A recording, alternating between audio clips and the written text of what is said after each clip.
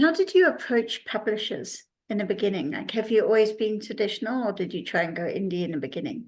But wait, you've been Well, writing for years, so you wouldn't have gone indie.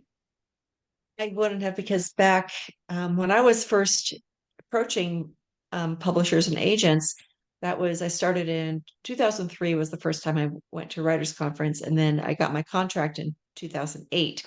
So that at that point, self-publishing meant paying thousands of dollars to a vanity publisher and getting your garage full of overpriced books that you couldn't sell to anybody except your own parents. So self-publishing was not an option um, for most of us. So, and I definitely wasn't going to do that. So I approached them at writers' conferences. For me, that was the best way. What I like about conferences is very personal. So you could have you're sitting at a table with 8 people, and one of those people is your agent or an agent or editor. So you can just chat with them over a meal. Obviously at the same time you can pitch your project, but it's a nice way to get to know them as human beings because both your editor and your agent become people that you work with. It's a close working relationship. And if it's somebody that doesn't you don't work well with, or you just don't click with, that can be a very difficult relationship. So it was really nice to get to know them in person.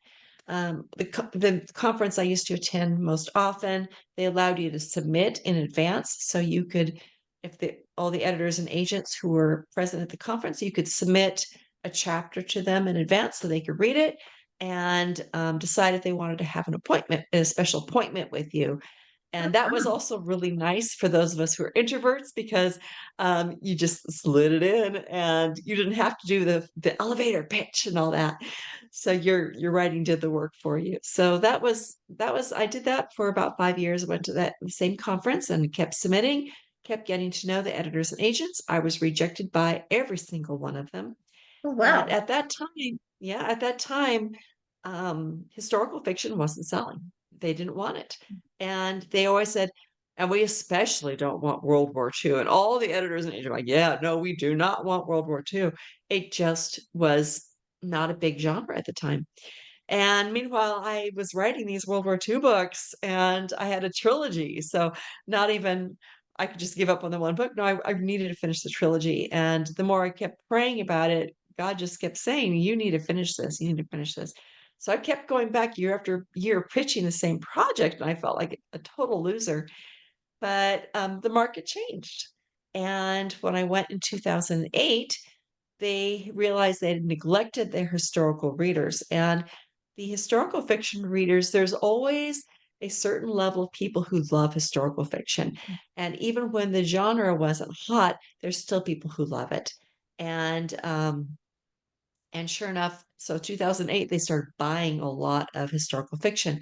They still weren't terribly interested in World War II, but I approached Revell, and what I noticed about Revell was that while everybody else was only publishing, American Prairie, late 1800s, and that was pretty much all. There was a little bit of Regency that was just starting. Regency was just starting to get popular, so they were kind of going to Regency. But I noticed that Revell was publishing.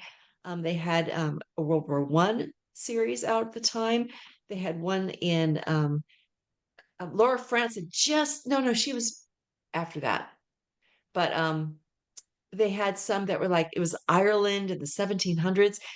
And they had a lot of debut authors. So I said, okay, this is a publisher who's willing to look at different eras for historical fiction, and they're interested in looking at debut authors.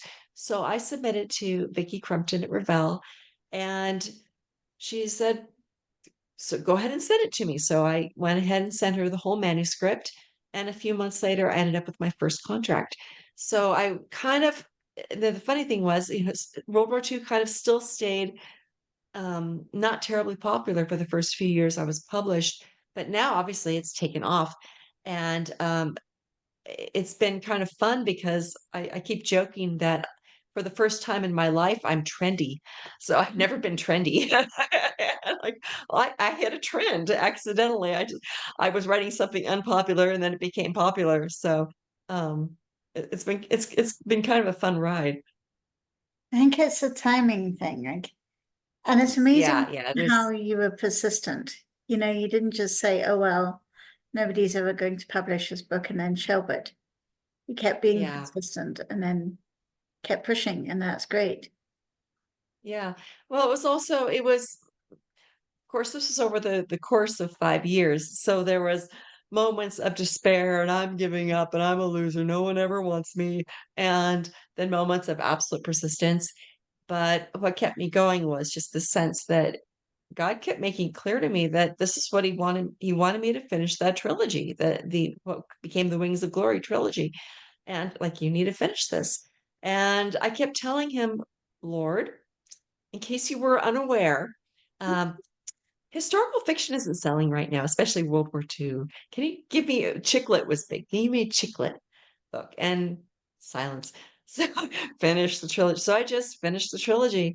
And so part of it was there was a lot of bargaining and despairing and pouting and all sorts of emotions going on. But I'm very stubborn and I when it was clear that this is what I was supposed to do, I just kept going on because what I had to tell myself that it was very and I tell this to, beginning writers all the time, like, if God's calling you to write, you must write.